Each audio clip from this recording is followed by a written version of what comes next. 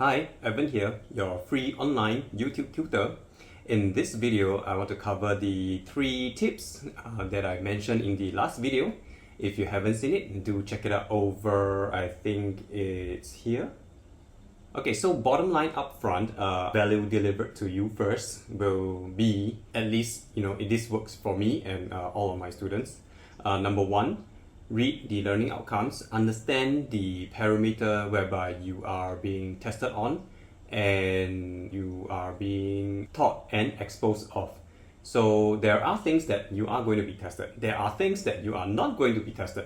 So always be sure that you know what you are in for, what's the boundaries set in your topic, in your subject. Because, like it or not, there is a time limit. It is not a hobby. You treat it like a hobby, you are going to get very polarizing outcomes. So you think about it like, say, building a Gundam, right? So if you treat it like a hobby, yeah, fine, you can enjoy the process, and going through the motion. Or if you can take that hobby and you can pursue it to really the next level. Very, very crazy dioramas. In my hobby, the activity that I like is origami. You can do the very simple kind, you can also do the very complicated kind. So in a short span of time, you're in my channel, you're of course probably going to be taking some kind of exam. There is a time limit, so know the boundary, know what you're in for. So for N level, O level, A level, for that case, where do you find your learning outcome? You can always go to the MOE website and you can download a copy and just do a very simple search. I'm sure you, as a youth in today's day and age, you know how to go and find these things out pretty easily. That is what I did for all my students. I always read the learning outcome myself because I have already finished university education, so I do not want to over teach or put like JC knowledge inside, put like uni knowledge inside, to make myself sound. I don't like that. So I try to keep it a very clean conversational session. Step 2 will be to read the material. I don't know if I'm going to be cancelled for saying this, but just read the textbook. Okay, so I don't know why nobody reads the textbook nowadays. I have no clue why schools ask students to buy the textbook and it's not touched at all. There's this fantasy extreme love for notes. It's not like I dislike it or whatever. It's more of we will get to that. But as a tutor for the past decade, whatever subject that I have been teaching, I would have already read the textbook before I teach the topic. So I've been reading the textbook from the first word all the way to the last word for the past 10 years. And I would say, okay, let me go and take the textbook. Textbooks like these. I'm not sure what school you're from and what textbooks you guys use. I think most will use the Marshall Cavendish one. And these are really well written.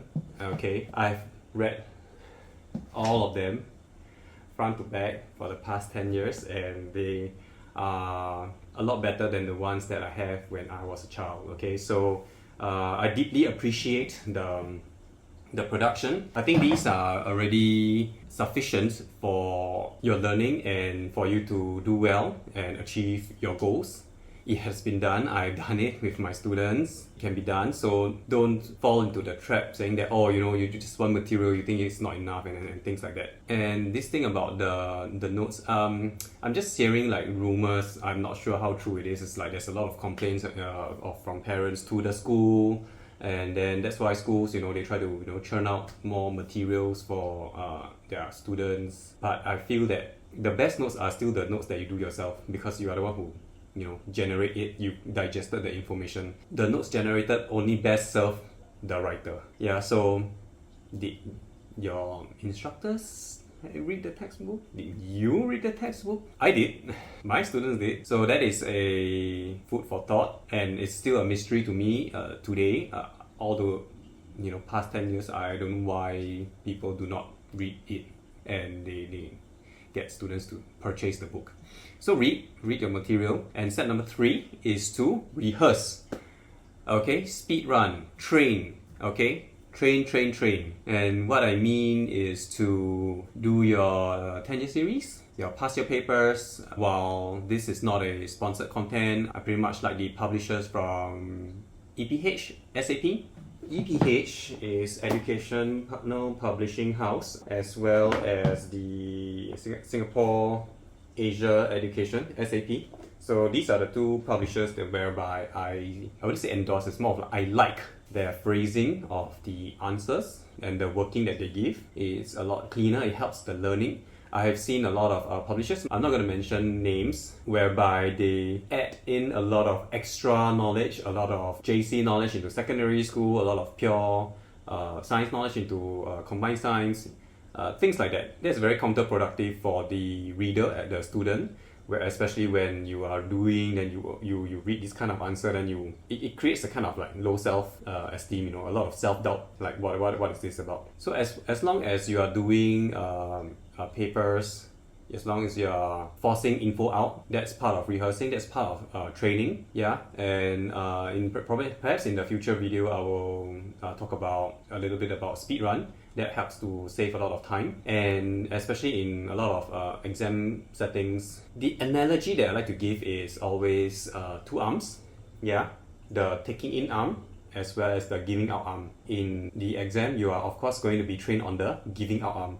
So a lot of times where students will be like, oh, I read, I understand, I know what is going on. But when you are asked to recite, you're asked to draw certain thing out, you're asked to execute certain maneuvers, and it cannot be done because the giving out arm is so weak.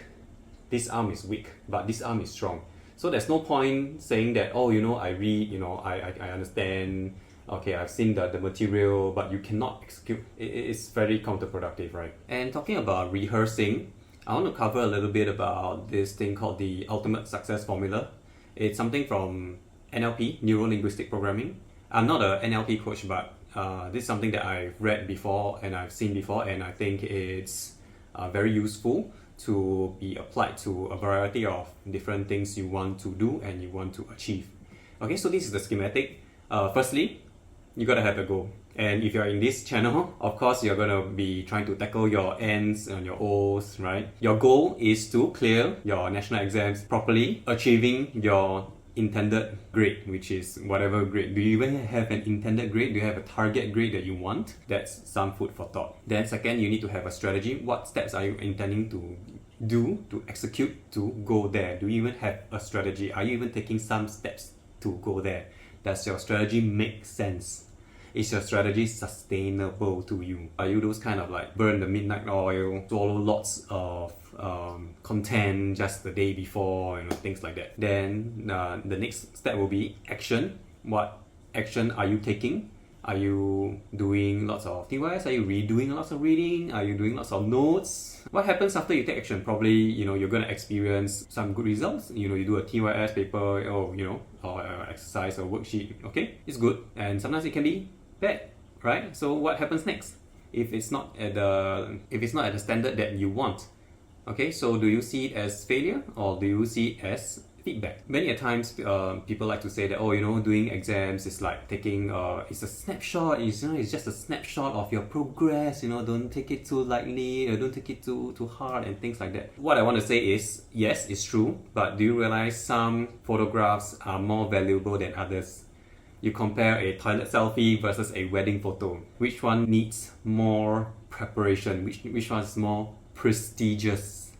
Some random selfie at a dance floor or the wherever, sports events versus a wedding photo. Some people do go to great extreme lengths to get a nice wedding photographer, work out to get into the particular size fit for the clothes, a lot of makeup, things like that. Yes, it's a snapshot, but make sure that the lousy snapshots are not the ones in the main exam hall.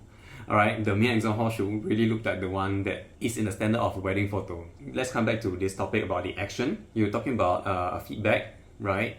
So what's next? What do you do after that? Do you try again? Do you use the same methods? I hope not. The same actions, the same answers, of course, I hope not. One of the definitions of insanity, I think by Albert Einstein, is to keep doing the same things and expect different results, right? So of course you need to go back to your strategy. You can't change your goal, right? So because you're here, you're trying to like clear your N's and your O's. Okay, so you need to go back to your strategy and change it up a little bit. Change some parts of your strategy, change some parts of what you want to do, your actions, and of course, see what went wrong. Go back to the drawing board a little bit, plan a little bit better, and then execute it again. Okay, so you're going to go through this round of strategy, action, feedback, strategy, action, feedback, all the way until you get the thing that you want. That is called success. Yeah, so this is called the ultimate success formula because it can be applied to all kinds of things. It can be in sports, it can be in performance, it can be learning a language. And before that, of course, some beliefs and some values that you have internally help to drive this formula circuitry. So the belief system that you have, do you believe that it can be done? Do you believe that you deserve it? Values, do you value? It's like, sometimes people say, I study too hard, I spend very little time with my family. Or, I scored very good grades, I will be ousted by my group of friends. Things like that. What I want to say is the quality of life depends on the quality of questions you ask yourself. So if your beliefs and your values are actually contradicting each other, contradicting with the goals that you want to achieve, you gotta rethink a little bit. Like maybe you want to cut back on your goal a little bit. It may be very controversial for me to say this, especially in a tutoring channel. But I'm just talking about generally, in this ultimate success formula schematic. Sometimes you want to earn a lot of money, so you're gonna spend, some, immense amount of effort, and it strains your health, and that strains your relationships. So what do you want to do? Maybe you want to balance things out a little bit. Are you happy with this setup? This kind of soul searching is something you need to do yourself. Being a tutor for the past 10 years, of course, distinctions are not for everybody. I'm not saying everybody should be aiming for that. Well, I believe everybody can get, but it's not something everybody should aim for, because sometimes the belief system that students have, individuals have, is already too tainted or too suppressed. It's very difficult to break out of that shell. For some students, getting a pass is earning a medal of honor already. So that's why I don't quite like the idea of imposing your goals on students. Of course, everybody, as trainers, as tutors, as teachers, they want to have a very high distinction rate. Of course, if your system is good, you go into a class full of smart, motivated students. The rate is going to be very good. Yeah, enough rant. So I want to also talk about why these 3 steps work. Let's remind ourselves what these 3 steps are. It's just to read the learning outcomes. You understand what is going on. Go to the MOE website and download your material for the subject that you are taking. Read your material. That's step 2. Your textbook. Yeah, you don't have to read it everything in one shot. You just have to read that particular chapter. Then step 3 is to rehearse, do your team as, force out some things by memory. That's very helpful. That's called active recall. The example that I want to give you is driving. Yes, I know a lot of you are students. You're not of driving age. Let me share with you what my observation is in driving. So in driving school in Singapore, you have to take a test. It's a multiple choice test, and the passing rate is 90%. Which means to say if you score 89%, you fail. Right? So 90%. How do you go and get that 90%? 3 steps. To know the syllabus, there's the little textbook thing you can buy to read the highway code. What do you do next? You have to do a lot of the practice questions, and the practice questions are literal questions that they use in the exam. What I did before my own test was to book I booked 3 sessions of practice tests, and there in the question bank there was like I think 300-400 questions, and you just keep doing and doing, and you do and doing and doing and doing. So while doing, you there's a lot of learning going on already by reading, and even more learning going on by doing, because you get to know how you are being tested on that particular skill set, on that particular knowledge. How is it being applied? What do examiners want you to know? An exam paper is a piece of communication. It's trying to tell you that I want you to know this. Okay, so doing a lot of past papers, it's a literal way to know what is expected out of you. So go and do it and face the papers many times. Don't worry about not doing very well at the start. We all start somewhere. And talking about this driving story, right? So do the papers many times. Yes, of course I passed. Then after that, you think about it. You just observe, on the road. There's so many drivers, right? And not all of them are academically that bright, right? And they passed this paper with 90%. Every single driver out there on the road passed this paper 90%. I bet some of them are not as academically gifted as you. So can you understand like what the message I'm trying to get at? As long as you practice, you can go somewhere. And yeah, so I always have students asking me, who ask me, I do a lot of notes, but it doesn't convert. Yeah, I'm not a big fan of doing notes, mind maps. I don't hate them. It just doesn't particularly work for me. I've tried it before. So, many study coaches on YouTube, you can go and see their content. Most importantly, go and try it out for yourself. See how it feels like for yourself. Was it effective? What it means by effective is you literally can understand the material and you can force something out. Remember, left hand, right hand, your two hands. Taking in and giving out, your giving out hand must be the strong one. Okay, so if people ask you a question on the topic, you must be able to throw something out. For me, generally, if I need to rearrange work material, study material, right, it has to be usually point form works for me. I don't know what works for you. Go and try. A lot of students will be like, I do notes. Is it so pretty? I'm not particularly impressed, by that. So usually I will just take it and I cover it and I ask certain questions. I don't need to know. I don't need to see the material to know whether you're talking nonsense or not. I just have to see your body language, right? So if you fall into that trap, like you like to do notes, use colorful pen, markers and things like that. It's more of like artistic therapy, right?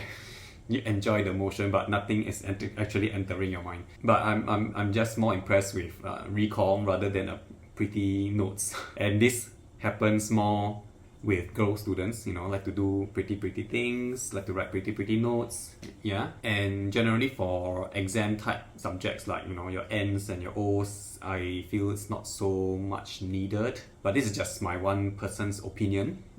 I have helped train students using the three materials stated above, your learning outcomes, textbook, and your past year paper, TYS. And going through the 3-step, read your learning outcome, read your textbook, and do the TYS. It's just this three materials, 3 steps, okay, mentioned above. Not a single note is done from me, not a single note is done from my students, and goals can be achieved. Yeah, so the most important thing is active recall, spaced repetition, a quick feedback system. That's very important as well. So if you look back at this schematic, yes, I understand. I was part of school system as well. Sometimes you do a worksheet, you submit, it never comes back. So the feedback system is faulty in this whole schematic. So sending thoughts and prayers. For me, if I conduct a lesson, the feedback must be immediate. The marking must be done immediate. I never take anything back.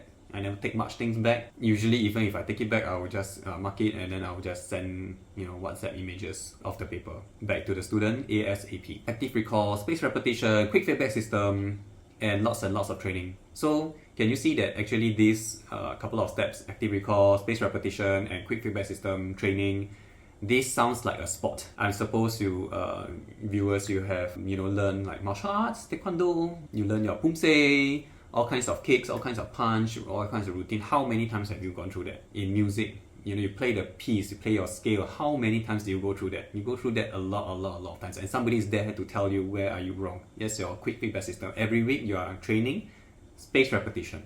You are executing some certain things with no help. Active recall. Yeah, and you're doing it many times. It's called a lot of training. This couple of steps is very universal. Even you're talking about playing games, Super Mario, whatever games, right? And it said somewhere, I can't remember where, you need to repeat certain things like 7 times to actually lock it into your mind or memory, right? Can you imagine yourself doing a paper 7 times? What will be the difference between the first try and the last try? You can try, but you don't really need to. But based on teaching experience, let's say for example, you take 1 hour to do 40 MCQ and you scored really badly, maybe 70, and you use, there's this feedback system. Somebody's there to guide you, teach you, and tell you where the remaining 23 questions are wrong, and you learn on the spot and you're tested again, the same thing. Bam, again, the same 40 questions. Usually, by observation, students will be finishing the questions in less than half the time. So let's say it's a 1 hour paper, you use 1 hour initially, you're going to use maybe 20 minutes or less, to do the 40 questions super fast, because you already know what is going on, you have already learned the lesson, you know that you're going to be tested, you have to pay attention to execute it out again. So it's a lot faster, you get a lot higher score. Perfect scores have been, I've seen that multiple times already. It's not impossible, it can be done. You do what you need to do, do notes. I like to rephrase it to, rearranging informatic material. Sometimes it's needed because the materials that you have received, maybe it's your robotics class. I don't know. Maybe it's your what you guys learn, music, coding. So sometimes you do need to rewrite in a manner and in an arrangement whereby you like and you understand it a lot better. So that helps you form a mental model of what is going on. Rearrange the material to help yourself generate mnemonics. What are mnemonics? Mnemonics come from the word mnemon, right? So it's to tell a stupid story, to help yourself remember stuff. Like in music, right? Every good boy don't fight, right? Or deface, right? If you are in music, you understand, right? Battle ends and down goes Charles' father. Father Charles goes down and ends battle. So if you understand it, give it a like and subscribe. Comment down below.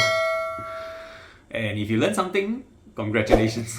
So like mentioned earlier, because the best notes are the notes that you do yourself and not someone else's, because you have trained multiple modalities. Your eye, you see the material, and then it enters your brain, you understand that these things exist, it comes out of your hand, you write. It's a kinesthetic exercise.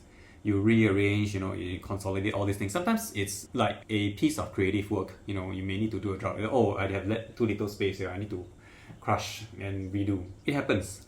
It's the same with point form kind of thing. All the way until you go through the final version and go through the motion, and then you will understand what I'm talking about. So it's not so much about do notes or don't do notes. It's more of you should be doing your own, and you see for yourself whether you need it or not. More often than not, I think especially in secondary school, the textbook is pretty sufficient already. You don't need school notes, you really don't need other school notes, you don't need my notes, you don't need tutor's notes, tuition center notes, you really don't need. The most important thing is active recall, say certain things out, write certain things out, draw certain things out, do the paper, spaced repetition, do it consistently. Quick feedback system, get someone to help you, maybe do certain paper on your own, get the teacher to help you, get a tutor to help you, and repeat that lots of times, lots and lots of training. So that's all for this video. The 3 steps, let me repeat once again. That is, read the learning outcomes, read the material, rehearse. So 3 R's. And the things that you need are, of course, your learning outcomes and your textbook, as well as your past year papers or your 10 series with good answer scheme and marking scheme. And with that, I conclude the video. I hope you enjoyed this episode, and do like and subscribe, and I will see you in the next video. Bye.